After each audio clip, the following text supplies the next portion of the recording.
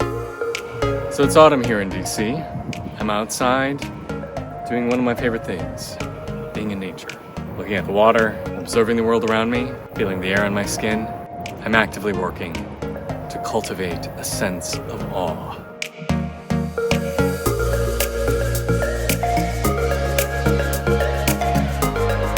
So one of the things I'm going to encourage you to join me on is taking some time to step outside and go for an awe walk. Step out there and consciously choose to notice the ground under your feet and how it came to be there. Plants surrounding you, the people, the vehicles. How amazing it is to be wherever you're at. Because when we really stop to appreciate it, the world around us truly is staggering. I mean, take this tree for example. How many years did it take to get this way? How over its lifetime, it's produced millions of little leaves, these little disposable solar panels that perform their work for the summer, use their chloroplast to convert sunlight into sugar. At the end of the summer, the leaves start to change colors and then fall to the earth. Sugars that it produces go down into its roots until the spring, when it rises back up, grows even bigger and creates thousands and thousands of new buds. Like, how amazing is that? And not just nature-made structures either, but also the man-made ones. Like, take for example this bridge. Like, how incredible is this? The amount of engineering that had to go into this, hours of labor, miners who had to dig up the metal, the mechanical processes that had to be involved in order to shape the steel. How anyone was able to build this with their own two hands, to come up with it, to dream it, to execute it, to manufacture it. It's staggering, the amount of ingenuity, the amount of hard work that went into creating something like this. We take so much for granted. One of the things that I've been trying to notice is even just how the simplest of things, like having hot water on tap, that I can take a bath or a shower at any moment, that I don't have to go boil water. To get the water, I don't have to go to a well, or I don't have to trek to a creek. But it's just there at my fingertips. Like, how amazing is that? And how much do we have in life that we are not grateful for? Regardless of what country you live in, regardless of how much money you or your family makes, we live in one of the most prosperous times in human history. Fewer people are in poverty on the planet. More people have access to running water and indoor toilets and electricity. We all have so many things that we could stare in wonderment at. And yet so many of us feel despondent or jaded, or feel like there's nothing to be grateful for. And I get it. Times are difficult right now. There is immense strife. There's immense conflict. People are more disconnected than they've ever been in human history. Less comfort with our peers, our family, our tribes. We feel alone in a world where virtual communications have supplanted human communications. I know for myself, it's very easy to get caught up in the feelings of not being grateful, of feeling like there isn't enough, that there isn't enough time, there isn't enough money, there isn't enough space, there isn't enough to do. Especially in this time of COVID, I think we're all wanting more to do, leave our house, go places, travel, experience things.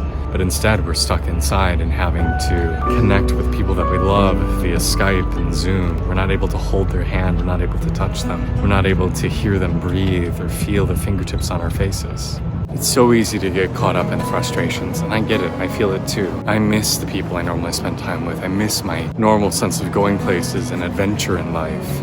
But we can see this time of COVID, this time of not being able to do all the things we normally do, as being horrible frustration, or we can see it as a gift, an opportunity to turn in on ourselves, an opportunity to question, what do we really want? How do we want to be spending our life energy? What are we really here for? Maybe this is a time to be able to write a book, like I did, or compose some music, or learn to play the guitar, or learn to paint. Write those letters to people who you've always been meaning to. Call them up, have those conversations. There's so much we can choose to see as an opportunity rather than a limitation. There's so much we can choose to be grateful for. Because regardless of where you find yourself, there is something to appreciate. Something that is maybe a little bit more beautiful than you ever observed before. And it's in this way we take an ordinary life and make it extraordinary. Because people think you need to do above and beyond things. You have to win special awards or go unbelievable places, stay in 5-star resorts, eat at Michelin star restaurants, be somebody in order to have a fabulous life. But that's not true. All of us can have a phenomenal, wonderful existence If only we took the time to stop and appreciate how amazing everything around us already is. And the great thing is that you don't need to be anywhere in particular to do this. You can be in your very home, in your very backyard. And if you just approach and see things through eyes of wonderment, with eyes of awe, you can be flabbergasted with how lucky, how beautiful your world actually is. And yeah, I get it. I get to say all this from a place of privilege. I'm aware of that. I live in a very beautiful place. I live in Washington, D.C. I have the time and ability to not be worried about where my next meal is coming from. I get that. I do. And I understand the privilege I have in order to be able to say these things. And at the same time, too, I also will challenge that some of the happiest cultures have been indigenous people, totally unexposed to iPhones and internet. You could have physically very little, but spiritually have quite a lot. My husband and I recently started trying to watch a reality TV show about home makeovers, and this one apparently was featuring really rich people. We both felt so disgusted because you'd see these people who are building multi-million dollar homes and do nothing but bitch and complain. It's like, oh, this fireplace is a quarter of an inch off center and I can't deal with that. And it's like, damn, people, get over yourselves. Can't you just sit there and be grateful for this amazing place that you're creating? Having it all does not actually bring happiness. And oftentimes it brings just endless frustration. And in fact, throughout history, many of the great meditative and spiritual traditions have had their foremost specialists, their foremost practitioners, on journeys of renunciation, that they live in simple robes, in simple rooms, with very little physical belongings. Oftentimes, spiritual traditions have even gone so far as to say that large amounts of wealth, large amounts of physical possessions are actually barriers to happiness, barriers to enlightenment. So it doesn't matter where you are. You could be rich, you could be poor, you could be living in America, you could be living in the middle of a rainforest.